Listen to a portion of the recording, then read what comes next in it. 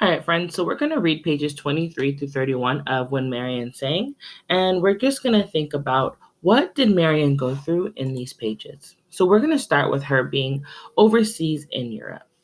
So Marian studied and was eventually invited to perform in concert halls in Norway, Sweden, Finland, and Denmark.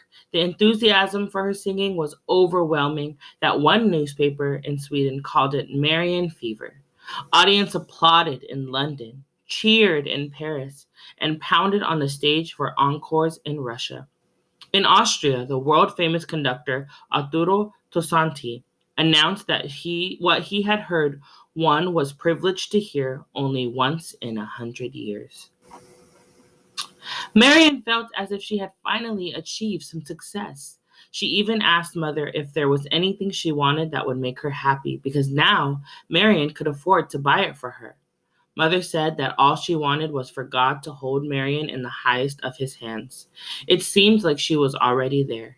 Mr. Brigatti had been right. She could go anywhere and sing for anyone. Until she came home to the United States. In 1939, Howard University in Washington, D.C. booked a concert with Marian Anderson and began looking for an auditorium big enough to hold the audience she attracted.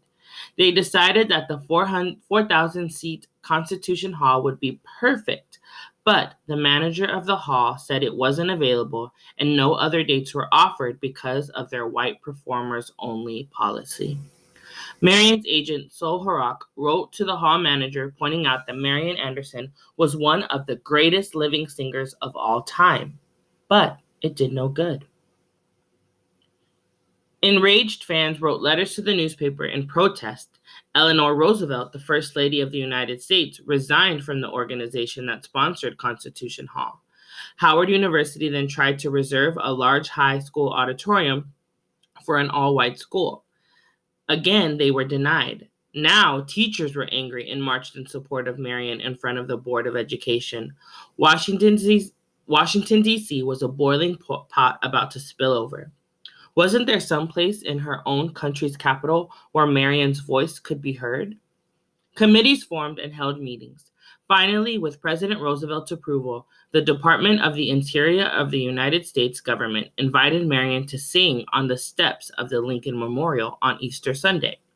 Her country was offering her a momentous invitation, but she had concerns. Would people protest? Was it dangerous? Would anyone come? Examining her heart, Marian realized that although she was a singer first and foremost, she also had become a symbol for her people, and she wanted to make it easier for those who would follow her. She said yes. Standing in the shadow of the statue of Lincoln, waiting to be called out, she read the engraved words, "This nation under God shall have a new birth of freedom." Marian looked out on a river of 75,000 people. Her heart beat wildly. Would she be able to utter one note? She took a deep breath and felt the power of her audience's goodwill surge toward her. Marian's sisters were there, and Mother, too. Marian stood straight and tall. Then she closed her eyes and sang, "My country, 'tis of thee, sweet land of liberty, let freedom ring." A roaring cheer followed every song at the end of the program. The people pleaded for more.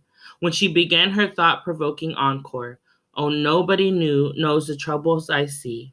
Nobody knows my sorrow." Silence settled on the multitudes. There's all the people who were watching her. So many people, 75,000. For almost 16 years after the Lincoln Memorial performance, Marian sang for kings and queens, presidents and prime ministers, famous composers and conductors. She received medals, awards, and honorary degrees for her magnificent voice. But there was still one place Marian had not sung. When she was finally invited, a dream came true. Marian wondered how people would react. No Negro singer had ever done such a thing. She would be the first, but she didn't need to worry.